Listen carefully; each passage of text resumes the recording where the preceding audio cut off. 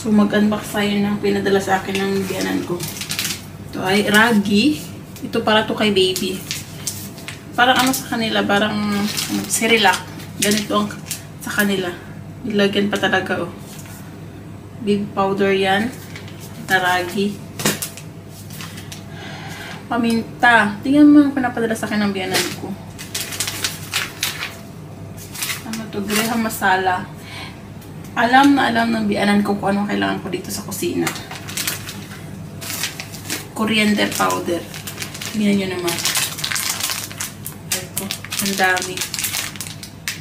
Mga ingredients sa pagkain. Turmeric. Tsaka ito yung coriander. Yung apat na yan ay kailangan nandun sa ingredients na niluluto ko. Kasi kapag wala yan, good luck. Asahan mo walang kakain ng niluto ko. Kasi yan ang pinakang main masala nila pag nagluluto ka. Kahit anong pagkain yan, basta meron yan. Sobrang sarap. Masarap sa kanila kasi ito yung traditional na ginagamit nila pang palasa sa pagkain nila. Ito naman ay ginagamit ko to pag nagluluto ako ng sambar. Yung sambar nandun sa YouTube channel ko. I-visit nyo kung gusto nyo malaman yung recipe. Gulay siya, tapos pinalagyan siya nito powder. Ayan o, kahit anong gulay, pag halu-haluin mo lang, lagyan mo nito. Masarap. Ito naman isang sugar ni baby. Ganito. Papakita ko sa inyo. Wait. Ayan o. Ayan. Asukal yan ni baby. Matutunaw naman yan siya kapag ka nasa tubig na. Ayan. Pinadala nila para kay baby. Ito. Ito ay yung salaan pag nagluluto ako ng pagkain ni baby. So, di ba, kailangan pang salain yun. So, pinadala nila ako na ito. Meron naman ako, pero, ewan ko ba? Kung ano nang pinadala sa kanang biyanan ko. Tapos ito. Ito ay papadam. Masarap to sa mga curry. Alam ba, may curry kayo. Tapos i-fry mo siya. Parang partner. Ganyan. Masarap to. As in masarap. Indian traditional na. Ayan. Ito pa. Basta mga snack yun sa kanila.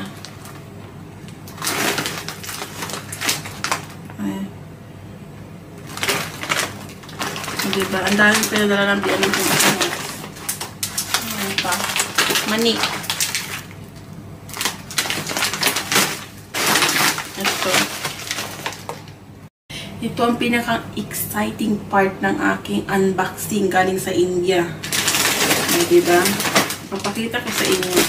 Ito lang naman yung hinihintay ko eh. Kasi nga diba hindi kami nakauwi ng India. Kasi nga ulan ng ulan doon. Sabi ko useless lang din ang pag-uwi natin kung uuwi tayo doon, tapos hindi tayo makapag-travel kung saan. Kaya nagbakasyon na lang kami sa Georgia ng 1 week para masulit yung bakasyon ng asawa ko. At saka that time is wedding anniversary namin, di ba? Sabi ko, para naman yung wedding anniversary natin doon, hindi tayo makapag-enjoy. Ganito ang tuyo sa India. Ayan.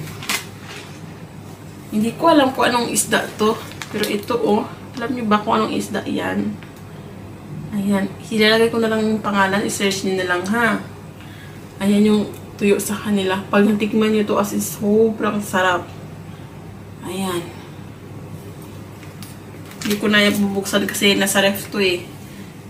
Siyempre, pag tuyo, may amoy. Ayan. Kita nyo ba?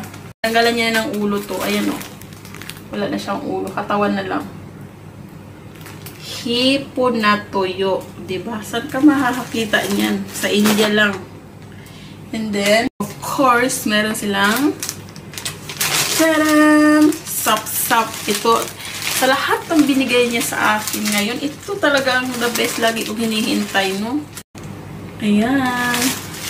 Sap-sap. Ayan na, nakaready na siya. Lulutuin ko na lang. Ito yan, oh. Ayan. Binanlawan ko, sobrang alat. As in, sobrang alat. Makikita mo yung asin. So, binanlawan ko lang ng tubig yan. Hindi na siya. Meron naman dito, pero ang mahal nga lang, no? Ito nyo naman ang toyo na pinadala sa akin. Doon kasi sa kanila, meron sila nito, eh, mura lang. Ayan, sap-sap mga jay. Ito na yan siya, oh. Lulutuin ko na lang. Ayan. Tapos ito yung sap-sap.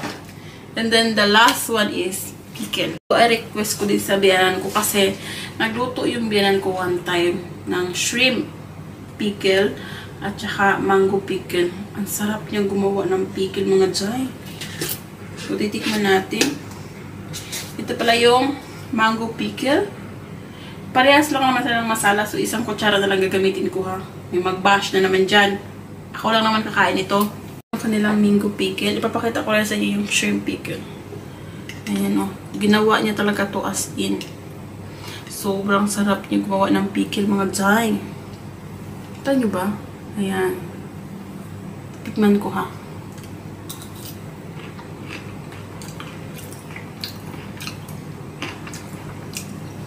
Maasim.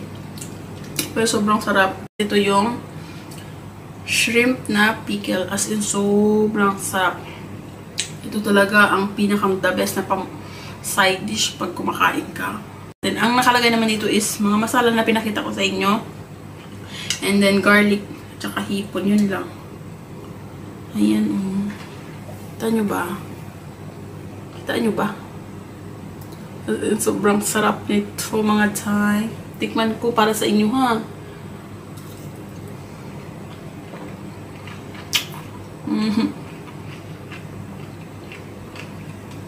Ang sarap. Ayan o. So, ayan lang yung pinadala sa akin ng aking bianan. And then, sana nag-enjoy kayo sa aking unboxing na galing in